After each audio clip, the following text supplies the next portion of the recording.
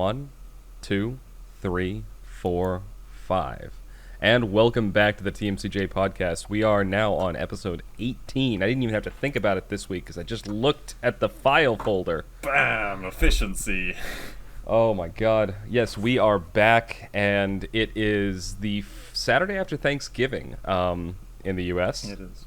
The holiday, which none of my European coworkers had off, so I was getting work emails all week. How you doing, Blue? I'm pretty good. A long lie-in. I've just realised that once again we fudged it up, and the Thanksgiving-esque episode is going to come out a week after Thanksgiving. Oh, I already I anticipated this, and by anticipated I mean I thought of that about 12 hours before you did. And on the episode that is going up today, you know how I put the flavor text at the end in the outro screen you made? Yep. It says, "Hey, next week." I put "Happy Thanksgiving" at the end of this week's podcast, the one that's going out this week, and then said, "Next week we might actually do something for Thanksgiving." Gotcha. Or something like that. So yes, I anticipated the fuck up. Anyway, yeah, because over here it's so like, obviously we don't celebrate Thanksgiving because we're not thankful for anything. You're all a bunch of I was about to say British assholes. I meant bitter assholes. We're all just British. That's enough of an insult. No. Yeah, no, it's weird. I hear about it because obviously I speak to quite a few Americans. I do hear about it, but other than that, we do not hear. There's absolutely no mention of it anywhere, really. Which you'd think there'd be kind of some, I don't know. 'Cause, see, it's America, and America's like pretty tight with Britain. Yeah, you'd think that. I mean, a lot of our holidays are bleeding out over. Like when Halloween happened, I was talking to coworkers in Europe, and they were like, it was. Oh, I forgot to turn my heater off, and that just turned on. That's going to be really loud in the mic. Oh, I didn't hear anything. Okay, I guess I'm the one in charge now. I'm back. Okay. God damn it. So I was talking to one of my coworkers. He lives in Spain, and it was right before Halloween. We were asking him like, "Oh, do you guys celebrate it over there? Is it because it's Halloween is, as we've established on the Halloween trivia, it started in Ireland, made its way over, and became big in Mexico with Dia de los Muertos. But in Spain, apparently it's not that big a thing, but he was like, it's starting to become like bigger with the younger generation, any excuse to have a party. Well, I think Day of the Dead was, it didn't come from Halloween, it came from like... It didn't. It was sort of... Yeah, it's a combination of... It's interesting in South America and in Mexico in particular how many native traditions kind of merged with Christian traditions when, it was taken over by Spain. So you have things like All Hallows Eve being combined with Dia de los Muertos, which actually, you're right, there were Aztec traditions. That's why you have the painted skulls and all the colors and everything. Yeah, the candy skulls. Yeah. No, it's the coming together of the masses. Yeah, essentially. Anyway, we did actually... you said you had a topic, or you primed me on a topic that you had found before this. Well, there was as I told Kaiser shortly before this, I find that I'm actually getting a lot of runtime out of Twitter. I'm like checking it every once a day maybe, and actually some of the stories, they are pretty entertaining for at least 5 minutes. Today I go on there. Okay, so sometimes it's something that's amusing, other times it's something that I think is just really stupid, and today is one of them. There are currently protests in the UK. I need to get an American. I need to log in as an American account to also find out some of the stuff that's happening over there, because at the moment I'm just seeing all this trending stuff that's in the UK. Well, hold on. There are protests. What were you going to say? I was going to... Sorry, no, I interrupted you right as you were getting to the crescendo, but... Isn't the TMCJ podcast an American account? It is, but I think it automatically logs me in as .co.uk. Oh. No, actually, I am on .com. I am Oh, on look at .com, but it still shows me British UK things. Might have pounds. to do with your IP address then. Mayhaps, in which case there's probably not much I can do about it. I'm sure Any there'll be a fix online I'll look up.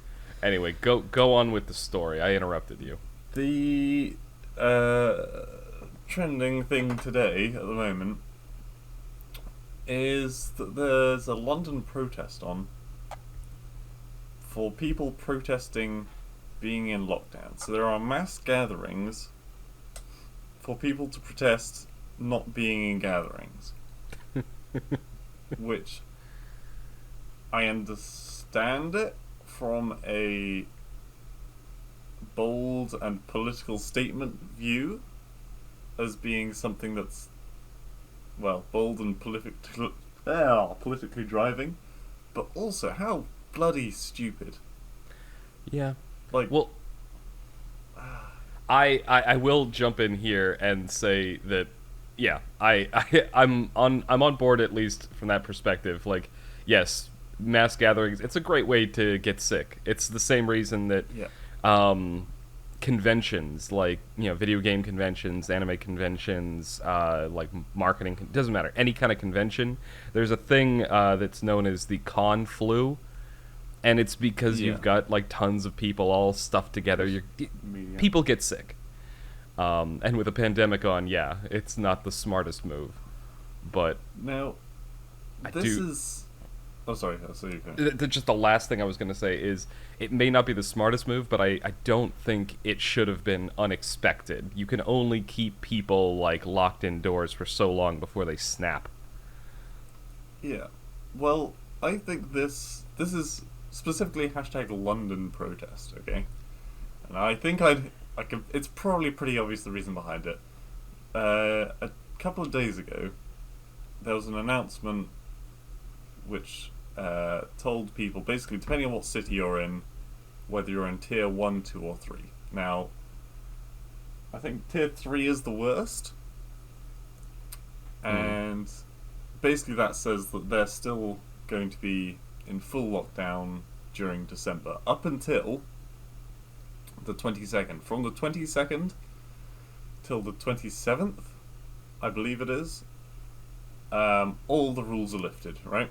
So over Christmas itself, there are no lockdown rules. So I think that's far too generous as it is. I think that's going to be really bad. I think we're going to lose a lot of lives because of that, to be honest.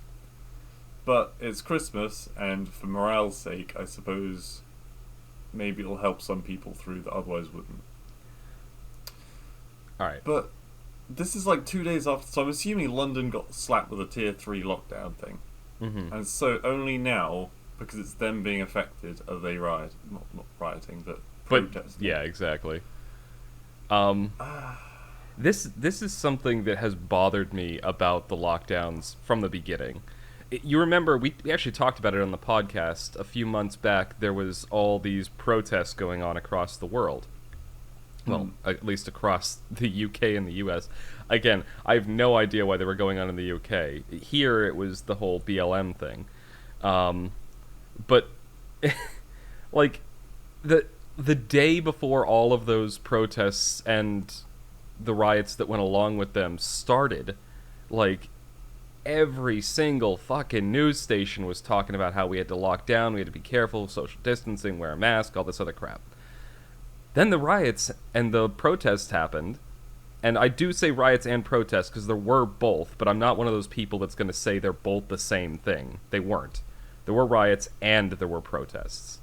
But no matter which one you're talking about, like, it was a bunch of people crowded together and shouting, and then for some reason, all the news stations stopped talking about social distancing and locking down and everything and started talking about that.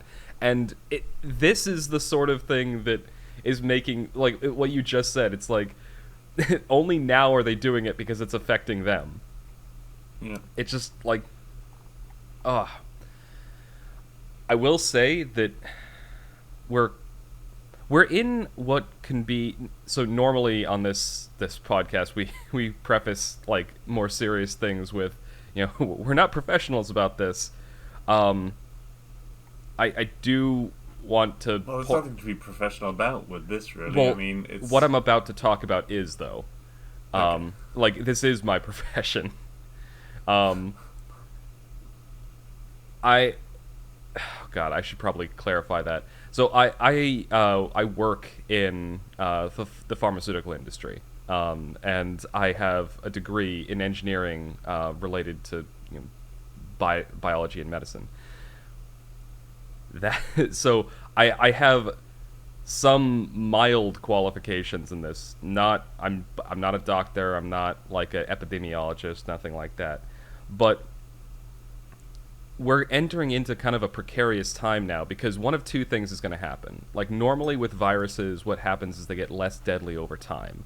Like as they spread through people, viruses are essentially a parasite. They infect cells. They use the cells to reproduce because a virus is just a protein coat and a couple genes, and that's it. So as they use the cells to reproduce, they generally tend to get less deadly because if a virus kills off its host, then it kills itself off. It has no way to reproduce. So generally they get less deadly. But we're now going into like winter, which is cold and flu season. So people's immune systems are compromised, and then they're additionally even more compromised because they've been locked inside and not getting as much sunlight and vitamin D and all this other crap. So it could like it, and especially with what you're talking about with like people gathering and protesting further lockdowns. And then you've got the holiday gatherings, Thanksgiving and Christmas. This got dark very quickly. What I'm saying is it's either going to be very bad or not that bad. And it's a coin flip. And that is, I think, the most terrifying part, is that it's a coin flip. Yeah, and kind of bring it back to the voices of the people right now. Quite often, like almost all the time, Twitter is of one single opinion. And any converging opinion generally gets, the tape put over its mouth and dumped in the toilet. Yeah.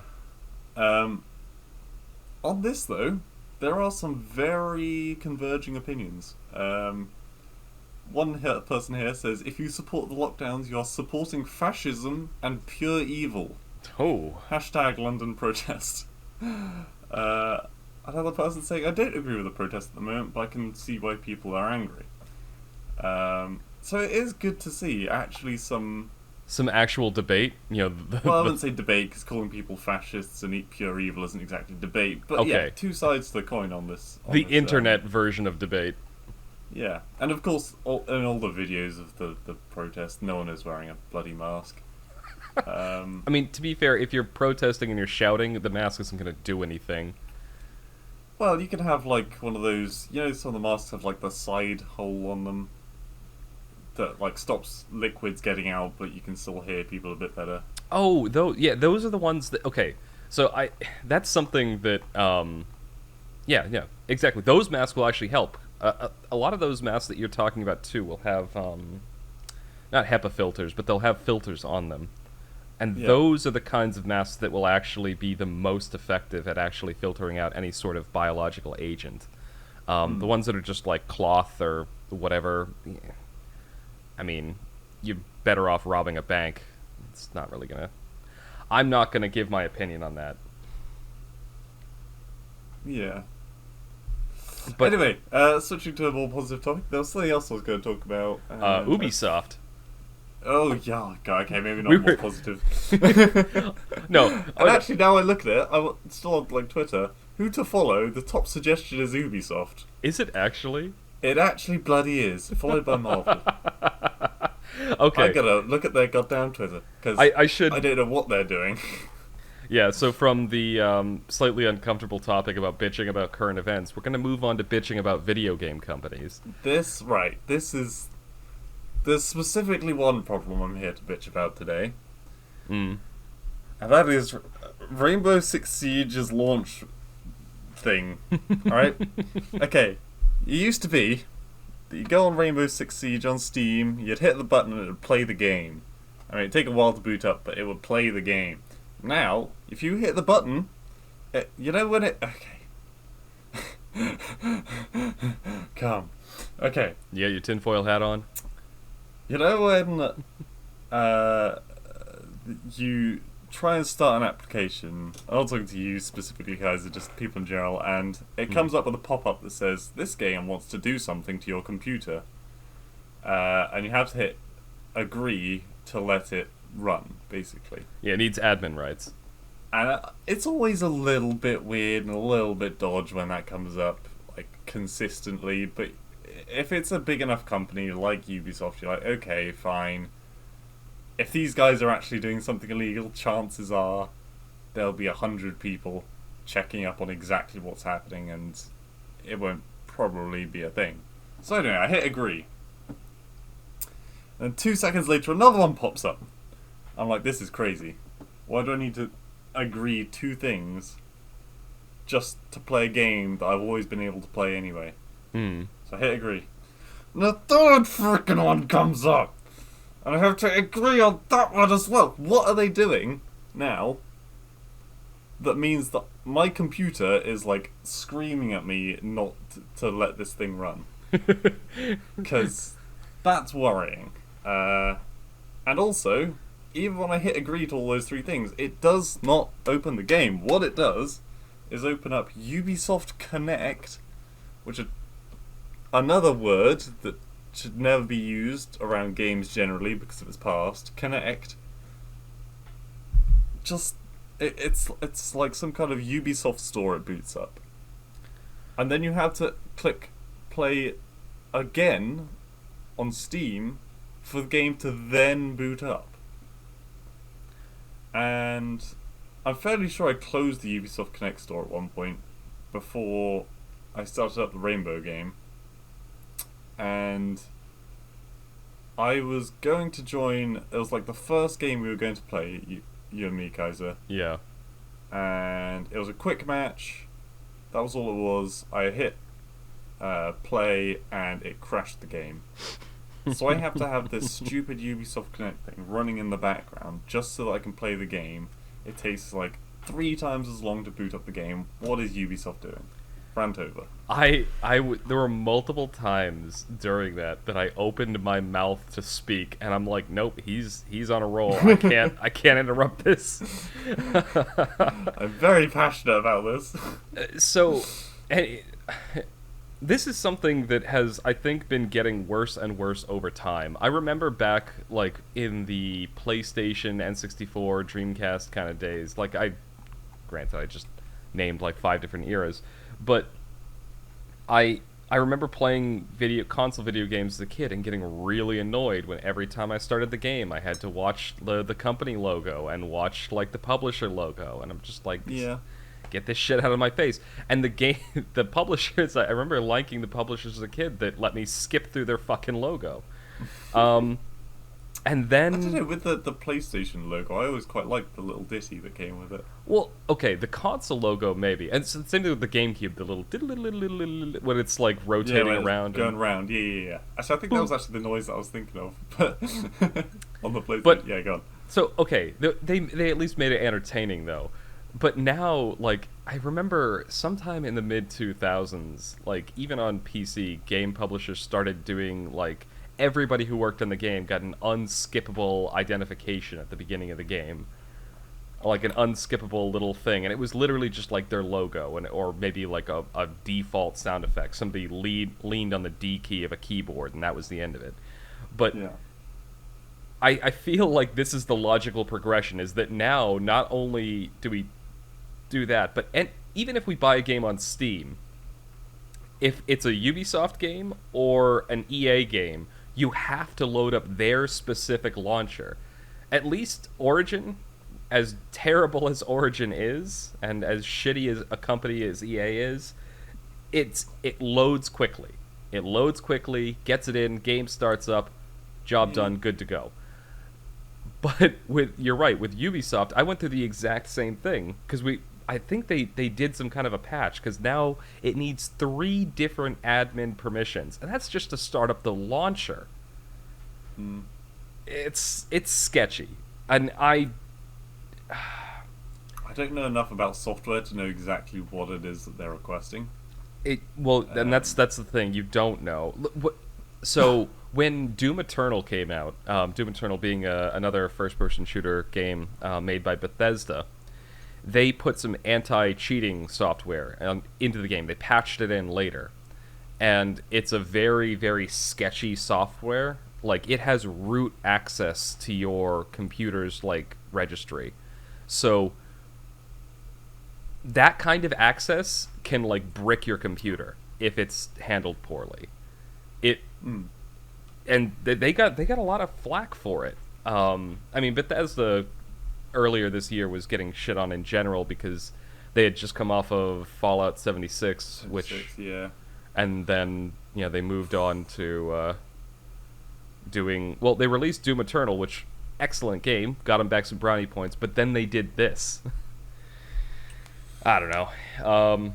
Yeah, I think there was a similar problem with Valorant when that first came out. There was some program that had to automatically run in the background, which messed Yeah. with your PC a little bit. And you have to restart the PC to actually get the program to start. I have it on my computer, and every time oh hey look, it's running right now. I'm gonna exit that. Every single time that I restart my computer, it starts up until I uninstall Valorant, which I think I Yeah. might anyway. No one's really playing it anymore, at least in our Yeah, me group. and Scott do a bit, but that's about it. Oh, And okay. even then, he's kind of moved on to Apex, so Yeah. Oh God, they've Scott and Yi have become obsessed with that game. yeah, a little bit. I Hmm. mean, it's alright. I enjoyed the old game, but after Well, a couple of games where I've not got any kills, because I'm not great at online shooters. Apex is Uh, Apex is my style of shooter. It has that very Halo feel, which is probably why yeah, with Scott all the likes it so shields much. and bollocks. Yeah. Uh, But that's the I think I was saying this to it was either you or Kevin yesterday, but Juan, Raymond, and I have been playing Apex Legends. Apex Legends, by the way, if I haven't talked on the podcast before, it's a like a 3-man battle royale first-person shooter game. yeah. So With Battle some Royale being one huge map that slowly like closes in to a single central point, and there are about 50 teams, and they're all battling to be the last one alive. Yeah, yeah, exactly. Um, so Juan, Raymond, and I have been playing this game for close to 2 years now. No, yeah, it came out in 2019, a year and a half, about a year and a half. We started playing it off and on in Mm. 2019, and this Yeah, year you've with the been pretty lockdown. consistent with it. Yeah, this year during the lockdown, it was a good way for us to stay in contact and keep talking to each other. Mm. So we've been playing it a lot more this year. Um, that being said, I think we're like it's similar to other like online games. There's not a ranked mode, but as you play, you level up and you get points that you can use to unlock like weapon Yeah, there is. skins and character skins and characters. There's a rank mode. Yeah. Oh, is there? I'm pretty damn sure there's a rank mode. Yeah. Okay. Well, we've never noticed it. Oh. But the interface for that game is kind of crap. But it's a fun game, Yeah, so we kind of forgive it. Anyway, It's free. The point I'm trying to make is that the game itself, like we've been playing it off and on for that period of time, and I think we've hit like level 70, which is just like just overplaying. Raymond's been playing it a lot more recently. He's like 119. Hmm. I think Scott and Yi they've far surpassed They've me overtaken and you, Juan. yeah. They've Yeah, they have. overtaken me and Juan in a matter of a month or so. In the And space of about, I think I didn't play it for about 3 days, and Scott went from level 19 to level 53 or something. yeah, And I was like, holy shit. So the ranked in it actually works a bit differently to the normal rank thing. Because obviously you're not going to win most matches, yeah. it actually works based off the amount of like damage and kills and how long you survived to give you rank points. Oh, okay. So we've probably been playing that then. Maybe. I'm I'm never the party leader in that game. It's normally No, if I'm playing with Scott and Yi, it's one of those two, and if I'm playing Yeah. with Juan and Raymond, then it's usually Juan, Or actually, sometimes Raymond if he logs in first. It's just never me, which I am We're just the perfectly. lazy ones. Yeah, You and me. exactly. Just the hangers on. We're the Phil. That being said, I do usually top the kills and damage. Mm-hmm. I'm sure if I'd spoke to Juan and Raymond, that would definitely be what they say. Now, Juan gives me a decent run for my money. Raymond usually, like, Raymond's our support, and like, I mean this in the best possible way. We were talking about this the other night. Like, when Juan and I go, like, 2 balls deep and try to, like, fight a fight we can't handle, Raymond's the one that's, guys, pull back. we're way too separated. Get the fuck. He's the one that keeps track of the team and keeps us on point. We probably would lose a lot more games if he wasn't in the party. Yeah. And if only just because we'd pick fights that we definitely couldn't handle. Oh man. Yeah. Although oh shit, I could just keep telling stories about that for a while. But do we want to we've got about 5 or so minutes left in this segment. Do we want to try to pick a different topic? Because we've ranted about protesters, we've ranted about Ubisoft, and now we're just talking about video games. I like how you call it Ubisoft as well. Yeah, is it Ubisoft or Ubisoft? I've always called it Ubisoft, but Ubisoft sounds like a children's friendly version. Yeah. Ubisoft. Anyway, I'm sorry. yeah, I'm just playing with the word now. What was I watching the other day? Oh, I've been watching some really weird games. I watched some Days Gone By, I think it's called. I think it's called Days Gone. I know the game Days you're talking Gone? about. I've Yeah, heard people recommend it as a counterpoint to The Last of Us. The Last of Us 2. Really? Yeah. Okay. Have you seen the zero punctuation review of it? Days Gone, yes, I have. Yeah, and he is not happy with it. And frankly, to be honest, neither am I. It's very like Mad Max-esque from the look of it. Mad Max, if he was a meandering redneck, is the way I've heard it described. I mean, hell, have you seen the first Mad Max film? No, I've not seen any of them. Oh, okay. Well, that's something we're gonna have to Meat remember mix. at some point. I've played the Mad Max video game. Oh yeah, I've bought the Max game and I've not actually played it. Is it worth playing? I mean, it is like a generic open world sandbox. Yeah. I watched a bit of it. So I got it for free. I should point that out because I have PlayStation Plus. Ooh. And I have PlayStation Plus for one reason: the free games. Because I don't play PlayStation Online. I have my PlayStation in my bedroom, and so like if I'm having a lazy day, I don't feel like getting out of bed. Usually a Sunday. I'll just like start it up and play like a random single player game for a while. And there are quite a few good single player games. Like right now in the middle of the new God of War. God of War Beard Dad. Is that the one that came out with the PS4? Potentially.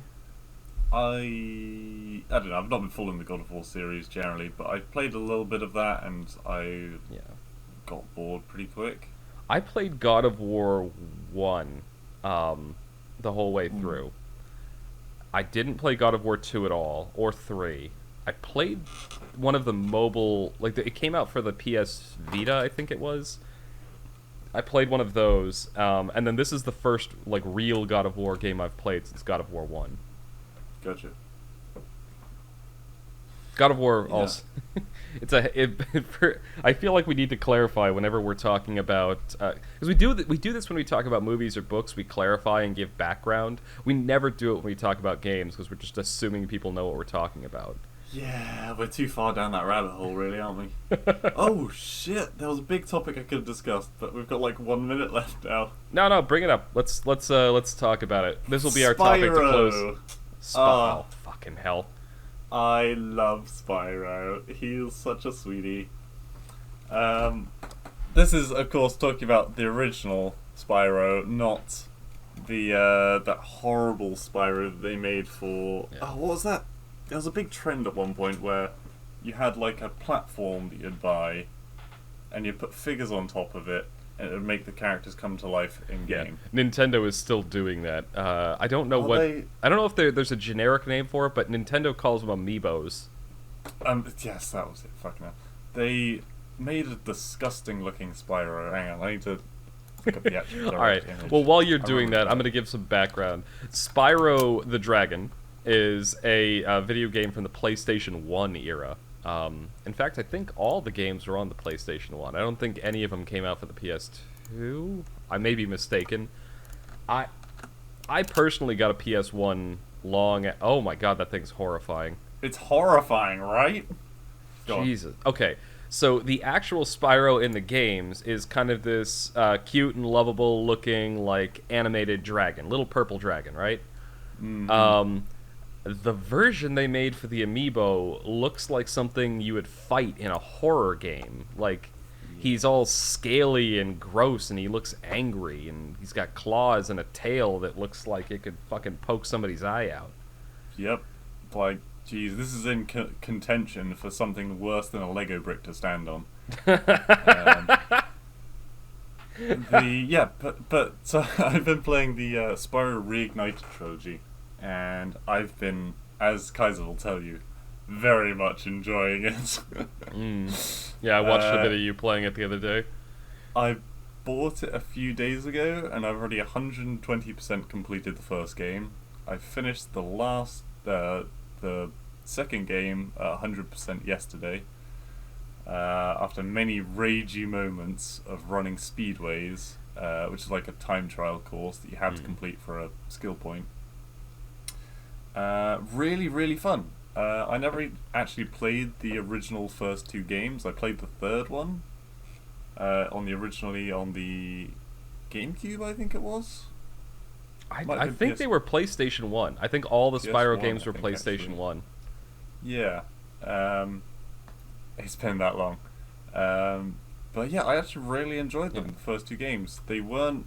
I was expecting them to be excessively hard, because generally older games tended to be more challenging. People used to have more runtime because games would be a lot harder and a lot more intense. But surprisingly, the bosses in the first game were the easiest bosses I think I've fought in any game at any point.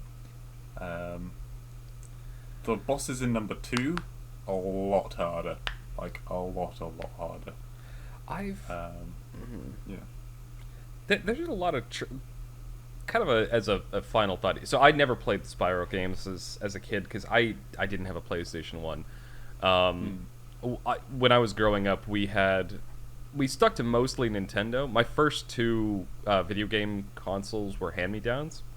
Right. I had the original Nintendo even though the Nintendo Entertainment System came out like years before I was born. When my cousin got a Super Nintendo, he sent it to me. I remember you talked about this on one of the previous podcasts. Yeah, and so we stuck with Nintendo for a while. The first console I ever bought was an N64, and then after that, I think the first outside of Nintendo console I ever bought was a Dreamcast. But that by that point, the PS1 had come and gone. It was the PS2 era at that point. So I never really played a lot of those classic PlayStation games. Gotta say, I think I preferred the PS1 over the PS2. I think, I don't know, the games in the PS2 were a lot more... I don't know if they were experimenting with different things, but there seemed to be a lot more gimmicky games. Well, like, the I don't know, they PS2, didn't quite work. the PS2, I think, had the biggest video game library of any console. I may be wrong in Right. saying that, but if it isn't the biggest one, it's very, very close. And the reason they did that was they would just let whoever make a game. Anyone, yeah. So there was that makes sense. there was a lot of good games, but there was also a lot of trash. Yeah. I mean, in the PS1 era, we had Crash Bandicoot, we had Spyro, we had Buster Move, as we talked about previously. Love Buster Move. Yeah, shout out to my I think I mentioned this yesterday. Bust a Move was my mother's game. She had a copy of it for the Yep. N64. Yeah, for me, it was my granddad at the time was, I don't know, it was just something that, it was a very family-friendly game. And anyone could enjoy it, really. Yeah. But there was some other heckin' good games on the PS1. I don't have as fond memories of the PS2. Well, the PS2 did. Although there were some great ones like Ratchet and Clank. So. All right. Yeah, the Ratchet and Clank, Jack and Daxter. There was Final Fantasy X, which was my introduction to the Final Fantasy. No, actually, that wasn't my introduction. I had a cousin who introduced me to Final Fantasy VII, but he was in the middle of the game, and all I saw him do was raise chocobos. So, well, I mean, that sounds like the best thing you could do. I know it made me. I was a very gullible child too. I'm remembering like this. I'll tell you a story off Okay. off podcast, but it's just that memory is tied to something else. But no, like there were good games on the PS, like Xenosaga, very good. I think an underappreciated JRPG, like a sci-fi. Yeah, not a lot of people have. I have the entire trilogy, and it was all PS2 era. Excellent game, in my opinion, but it's again kind of because this goes back to there were so many games that even some of the good ones get buried. Either way, I think that's probably a good point to end this segment because we're just gonna start rambling and telling stories if we keep going. We could talk about PlayStation for ages. We really could. We should just have a PlayStation segment. Oh man. All right. Either way, thank you guys for listening. This is the end of segment 1 of the TMCJ podcast. You will hear us again momentarily, assuming you aren't listening on Monday, for segment 2.